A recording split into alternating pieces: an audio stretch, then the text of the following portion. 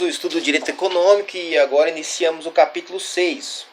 O capítulo 6 que aborda o seguinte tema: abuso de poder econômico e repressão do poder econômico pelo Estado.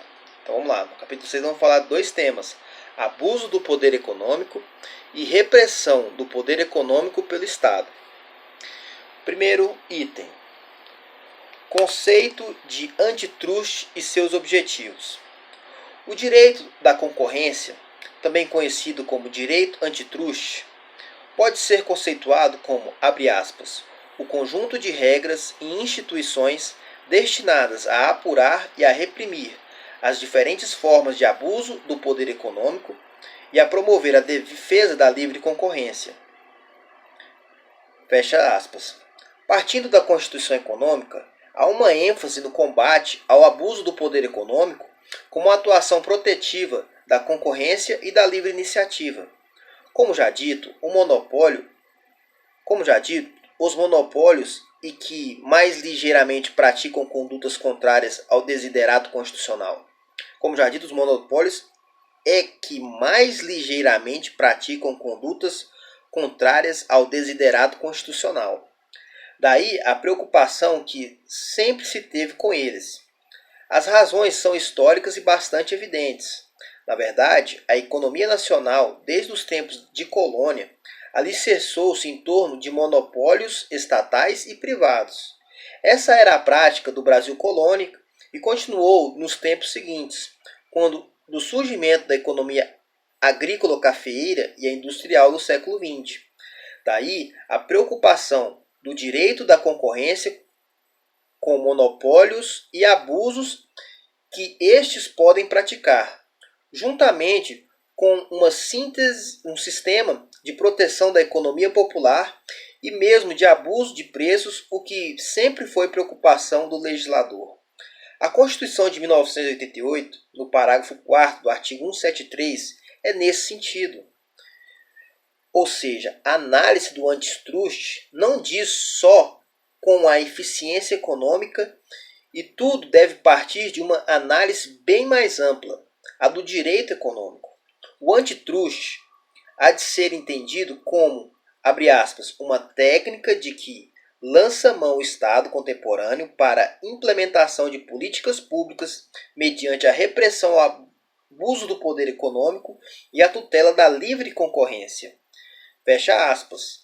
Ele compõe o conjunto de normas jurídicas direcionadas a apurar, prevenir e reprimir hipóteses de abuso de poder econômico, favorecendo a livre iniciativa e acautelando-se contra os monopólios e as situações monopolísticas, sempre tendo como fim o interesse da coletividade.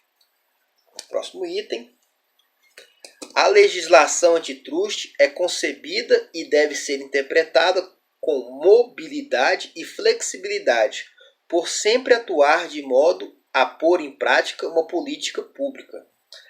A legislação antitruste é concebida e deve ser interpretada com modalidade e flexibilidade, por sempre atuar de modo a pôr em prática uma política pública. Claro, a política macroeconômica adotada por, no fim, visar ao mesmo objetivo, promoção de bem-estar coletivo, ao menos indiretamente, haverá de ser tomada em consideração. Por isso que não se pode falar na existência de um único objetivo, pois a lei antitruste desempenha em cada ordenamento uma função própria, cambiante, inclusive, em virtude do momento histórico. A tentativa de dirigi-la a uma única finalidade levaria ao insucesso. Como anota a doutrina, descortina-se assim a perigosa armadilha colocada principalmente pela Escola de Chicago e pela análise econômica do direito. Se por um lado essas escolas exercem em quase irresistível fascínio, decorrente da segurança proporcionada pelas fórmulas matemáticas, de outros desabam quando confrontadas com a pululante realidade disciplinada pelo direito antitruste, plena de conflitos de interesses e finalidades. Como a realidade da vida econômica altera-se constantemente, mormente um cenário globalizado, as normas antitruste não podem ser concebidas, interpretadas ou mesmo aplicadas em uma forma rígida, sob pena de comprometimento ou efetividade do sistema, ou inefetividade do sistema. Há a necessidade de mobilidade e flexibilidade. Um dogmatismo estrito, com supostos formulismos dados a prioristicamente, não fazem muito sentido. Daí fala-se também em válvulas de escape. Por outro lado, segurança e previsibilidade são sempre desejáveis. Resumidamente, entre realidade e sistema jurídico ocorre uma relação simbiótica, de mútua correlação, consoante a elegante formulação realena, fato, valor, norma. Robustece-se mesmo a convicção da instrumentalidade do próprio direito, que não pode ser compreendido sem um aporte na realidade, de onde provém e para onde é destinado. Assim que constitui erro afirmar que a Lei 12.529 de 2011, que é a Lei Antitruste, possa predizer de antemão, independente de toda e qualquer circunstância, qual seja a resposta para um fato que se subsuma à sua esfera de juridicidade. Também não parece correto traçar objetivos únicos e gerais para esta normatividade, sem consideração ao momento histórico e ao respectivo mercado e suas circunstâncias. Além disso, apesar da necessária ênfase na proteção da concorrência, este princípio é apenas mais um dos elencados no artigo 170 da Constituição Federal, todos predispostos à ordenação da vida econômica, tendo por fim assegurar a todos existência digna e justiça social. Assim, não parece correto a mera transposição de teorias econômicas e fórmulas matemáticas para fixar significações distintas e indeléveis no âmbito da normatividade do antitruste. Próximo item. Atuação judicial direta na ordem econômica e o microsistema da Lei 12.529 de 2011. Atuação judicial direta na ordem econômica e o microsistema da Lei 12.529 de 2011. Aqui se insere um debate, por assim dizer, estéril. Por vezes, tem-se deduzido o argumento de que existe um Sistema Brasileiro de Defesa da Concorrência, SBDC, Sistema Brasileiro de Defesa da Concorrência. A aplicação da Lei de Proteção da Ordem Econômica pelo Poder Judiciário necessitaria de um pré-existente exame por aquelas autoridades. Sem razão de ser, pois, a despeito das especialidades que o antitruste comporta e da preparação técnica específica das autoridades administrativas nominadas, fato é que, dada a vigência do princípio da jurisdição única, Constituição Federal, artigo 35, inciso 35, artigo 5º, inciso 35, o deslocamento de eventual discussão, medida, decisão para o âmbito judicial pode se dar tanto de modo preventivo como concomitante, como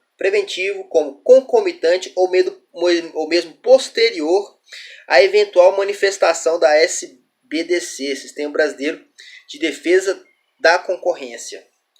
A verdadeira relação que há de nortear decisão administrativa versus decisão judicial, ou dito de outro modo, a aferição de legalidade dos atos administrativos, está em examinar minudentemente as razões e motivos, fundamentação dos julgamentos proferidos, nunca se olvidando de que a respeitabilidade de uma atuação administrativa pode também ser vista sob o ângulo histórico.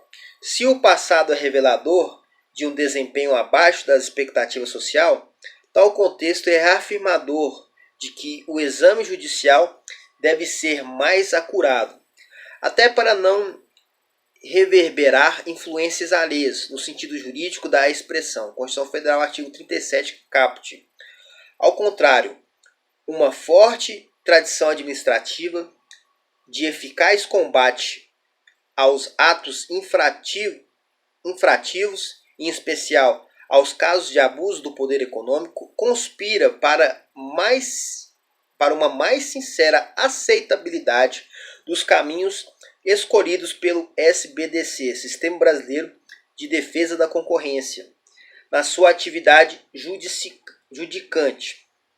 No modelo de jurisdição única, o controle dos atos administrativos fica mais alargado, abrangendo a íntegra dos motivos e sua efetiva e real concordância com as hipóteses legais e com a realidade posta em mesa de julgamento.